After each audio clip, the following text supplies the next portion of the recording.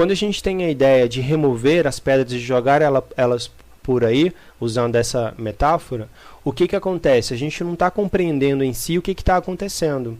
Pode cair na situação de você pegar uma pedra e jogar ela lá para frente, ao invés de resolver ela, que a compreensão é o mais importante. A compreensão é você começar a se questionar. Se a pedra é uma situação, é um problema, por que será que eu estou vivendo essa situação? Por que será que eu estou vivendo esse problema? O que será que eu fiz em ações, em atitudes, que me fez viver essa experiência agora com essa pedra aí? Né? O que será que eu poderia fazer para não estar mais carregando ela comigo? Isso daí é um autoconhecimento, é uma introspecção profunda. O que você está fazendo? Você está tentando compreender essa pedra. Às vezes a gente tem um sentimento, um pensamento ou uma ação, nós achamos que devemos nos livrar dele. Não quero isso daí tem que tirar, tem que desaparecer. E sabemos que não é bem assim. Às vezes é mais doloroso para a gente ter essa ideia, essa interpretação de autoconhecimento e autotransformação, do que a ideia da compreensão, de buscar entender. Né? Nós vamos aprender nos próximos slides quais são os ingredientes, vamos dizer assim, entre aspas, que nós precisamos para ir trilhando um caminho de uma forma mais agradável, que é através da compaixão consigo mesmo, da autoaceitação, né, do carinho ao nosso ser interno. Isso tudo vai sendo contado. Às vezes nós optamos em buscar um autoconhecimento agressivo e às vezes podemos ter um autoconhecimento mais agradável. Então a gente vai estar debatendo isso nos próximos slides. A Raquel ela fez um comentário. Porque os outros são um espelho para o nosso crescimento interior. Sim, também tem esse efeito. Às vezes nós convivemos com pessoas que têm reflexos daquilo que a gente tem dentro da gente também. É óbvio que é em diferentes níveis, né? A maioria das pessoas que nós nos relacionamos tem características muito similares às nossas, só que em diferentes níveis. Pode ser que a gente pode ter uma característica de um nível mais alto e outra característica do nível mais baixo. Que nem, por exemplo, a gente pode encontrar no nosso caminho de trajetória de autoconhecimento e de vida uma pessoa que tem um eu da mentira, por exemplo, que mente muito. Essa característica também a gente tem, de forma inconsciente, às vezes a gente nem percebe. Só que em diferentes níveis. Às vezes naquela pessoa é muito mais presente, é muito mais frequente. Em nós, apenas há alguns instantes. Às vezes nós mentimos nos auto-enganando, querendo desviar uma ideia correta de uma ideia correta com uma ideia ilusória. Mentimos para a gente também através das fantasias que a gente cria, das idealizações. Então tem mentiras que são tão sutis que a gente nem percebe. Então cabe a nós termos um autoconhecimento bem profundo e sincero para identificar. Por isso que é um trabalho muito íntimo, muito pessoal. Aí a Raquel fez um outro comentário. Rochelle. O ego no controle. Vou mudar para o outro mudar. Isso daí, bom comentário. A Elmar fez o comentário. Não aceita. Ou se a pessoa diz que aceita, diz que quer mudar, mas continua a repetir as mesmas coisas. Eu não sei até que ponto que essa pessoa pode realmente mudar a sua própria natureza. É muito importante a questão do mudar, porque vou dar uma ideia. Vou fazer uma reflexão com vocês agora da profundidade que é alimentar um estado, né? Às vezes uma pessoa ela tem um estado e ela quer trabalhar para modificar aquele estado. É um estado desajustado. Pode dizer assim, é uma pessoa que é muito agressiva, ou é muito preguiçosa, ou é muito medrosa, ou é muito ansiosa. São estados que a gente pode trabalhar para transformar. Um dos primeiros passos seria a pessoa conhecer esse estado que é alterado nela. Ela observa e toma consciência. Bom, esse estado é exagero em mim. Eu posso mudar essa atitude, ou esse sentimento, ou esse padrão de comportamento. O outro passo é a gente identificar se estamos constantemente alimentando esse estado em nosso interior. Que às vezes a gente quer mudar algo e damos mais reforço negativo ao estado do que reforço para transformar ele. Uma pessoa, por exemplo, pode falar assim, bom, eu queria trabalhar para reduzir o medo na minha personalidade. Como eu poderia fazer? Só que ela passa a maior parte do tempo vendo mensagens negativas, vendo filme negativo, vendo jornal com terrorismo, procurando se aproximar de pessoas que contam mais tragédias, mais problemas. O que ela está fazendo com o medo dela? Ela está reforçando aquele estado dentro dela. Uma outra forma também inconsciente, às vezes a gente alimenta um estado que nós queremos mudar e ele vai se tornando mais enraizado, são as afirmações que nós fazemos para nós mesmos em pensamento e para as outras pessoas através da conversa, né? Quando alguém fala assim para você, você no caso do medo, exemplo, como você se considera em relação ao medo? Eu sou muito medroso, sou medroso mesmo, sou medroso ao extremo. Então o que ela está fazendo? Ela está reforçando cada vez mais, né? A cada oportunidade de conversa, ela repete, eu sou isso, eu sou aquilo, ela está dando mais alimento a um estado que ela poderia trabalhar para transformar. Então a ideia do autoconhecimento, a ferramenta principal seria a autoobservação.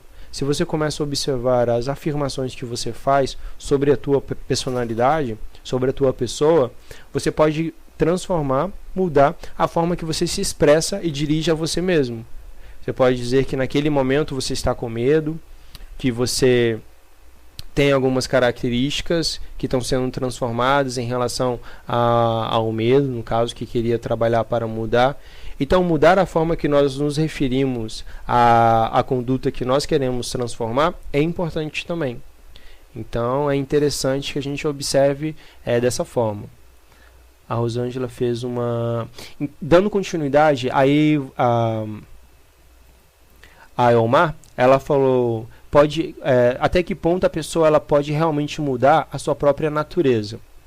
Existem questões que são da natureza humana, que a gente considera como biologicamente falando, né? Que é inata em nós, que está na nossa cadeia genética. E existem questões que nós naturalizamos, nós fazemos ficar natural em nós. Às vezes uma pessoa ela não nasce com uma disfunção, por exemplo, da agitação, da ansiedade, do estresse. Ela não nasceu com aquele índice tão alto desses sentimentos e dessas características. Só que ela alimenta tanto aquilo que na cabeça dela ela acredita que é da natureza dela. Ou seja, ela naturalizou uma conduta que não era natural do organismo dela.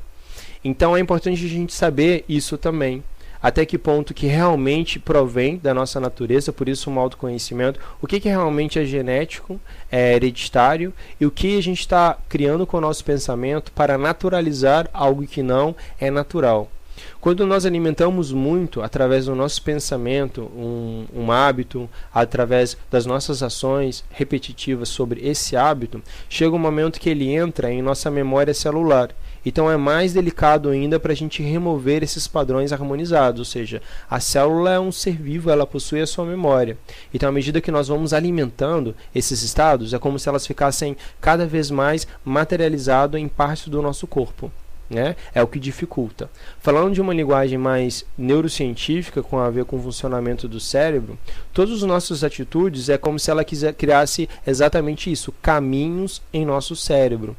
Então, quando nós alimentamos demais uma atitude, nós vamos fazendo caminhos mais profundos, mais profundos, mais profundos. Quando queremos mudar essa atitude, esse hábito, esse padrão de pensamento, a gente tem que desviar desse caminho profundo que nós fizemos. Então, quanto mais reforço a gente está dando, mais difícil vai ser para mudar esse caminho neuronal que a gente criou para ter esse comportamento. Né? Então é importante a gente estar refletindo isso também.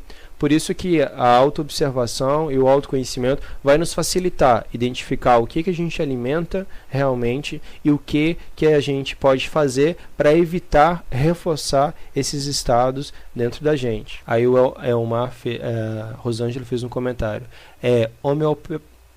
Homeopaticamente nada de saltos. Correto, Gil? Agora eu não me recordo em que eu estava falando naquele momento que você fez esse comentário. Mas vamos continuar. E até que ponto que se deve largar totalmente para não se prejudicar? Exatamente, Elmar.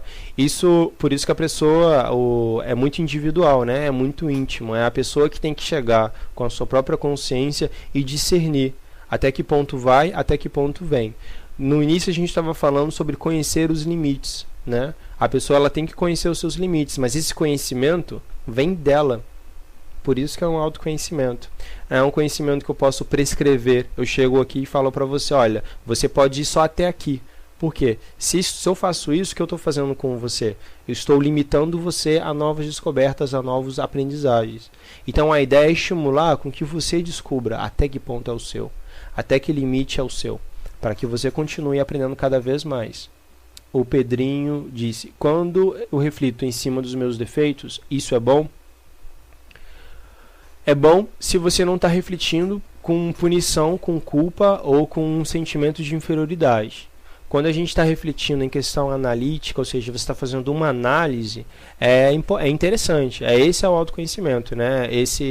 Essa introspecção profunda, interna, esse diálogo interior que você tem para entender o que está acontecendo com você, né? A gente vai estar fazendo isso, vou estar explicando em outros slides, sem julgamento, sem culpa, sem cobrança, sem punição, apenas com compreensão e compaixão.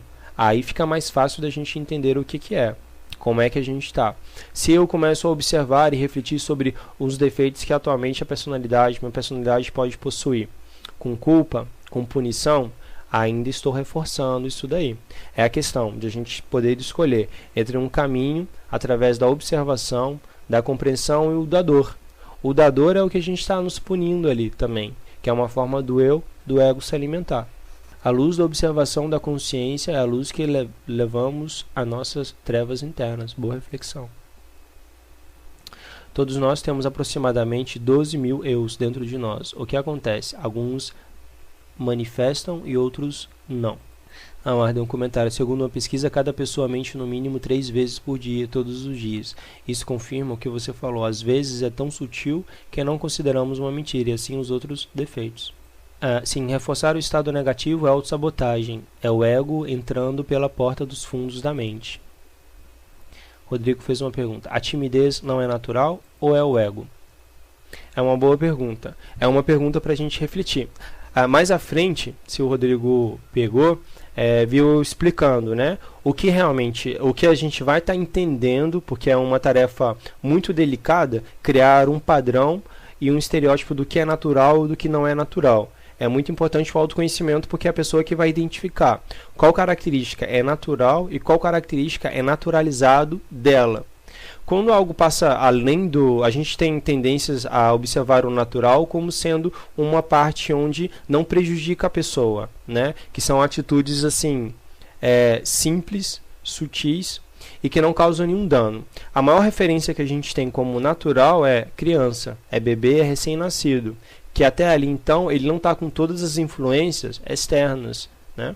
Às vezes uma pessoa ela pode desenvolver a timidez, mas porque na infância teve amigos que implicavam, que colocaram um apelido, que prejudicaram. Então logo essa é uma característica que se naturalizou nele, não era dele, mas ele desenvolveu aquele estado e ele ampliou. Biologicamente, a gente tem várias tendências. Tem pessoas que têm tendências a desenvolver a ansiedade. Tem pessoas que têm tendências a desenvolver a introversão. De acordo com o lugar onde ela vai viver, aquilo pode aflorar ou não. Então é onde a gente percebe a linha do natural e do não natural, do que se transformou já ego ou não. A Aline perguntou: Gil, como podemos encarar o erro em nossa vida pela perspectiva do aperfeiçoamento espiritual?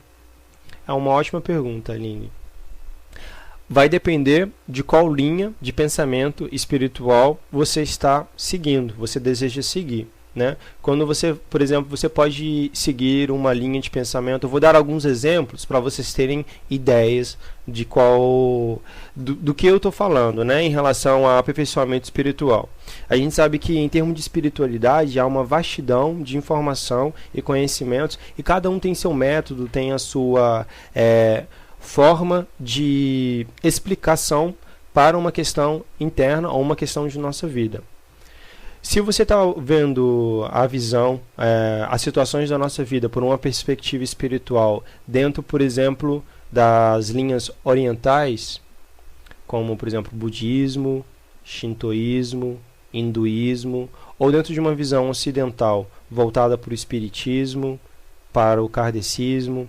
Então, eles podem dizer que algumas situações desajustadas da nossa vida são como aprendizados devidos a questões feitas no passado nossas. Podem ser considerados karmas ou situações que a gente precisa superar.